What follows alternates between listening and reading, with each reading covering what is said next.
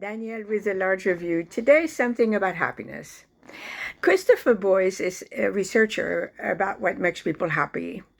And he cycled through Bhutan in trying to understand more about what makes people happy.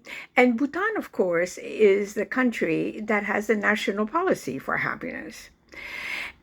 And one of the things that, oh, and then you wrote a book about this, and some of what I'm going to share with you are thoughts that come from his book.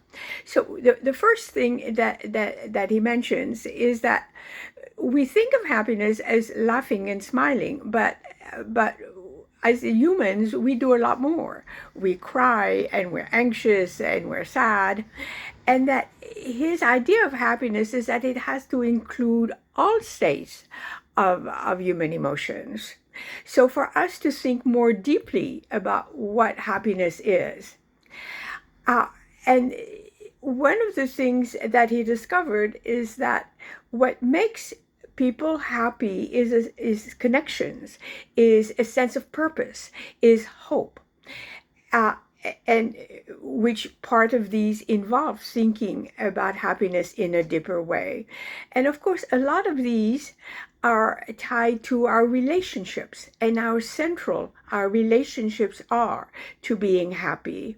And not only the relationships that are important to us, but the relationship with people who give to us and all the work that is involved in having and creating and maintaining these relationships. And the other point that he makes is about goals, that goals help us point directions in our daily lives, but sometimes we have to kind of like change them or put them aside. And the reason for that is that we don't want to miss the forest for the trees. When his goal was to cycle through Bhutan, he realized that he had to remember to enjoy the journey.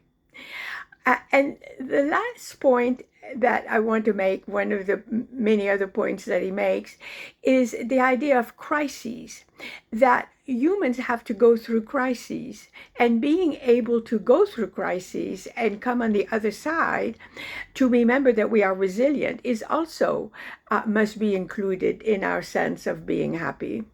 So because his concept of happiness is such an expanded idea of what we normally think of happiness, I wanted to share it with you. Thank you for listening.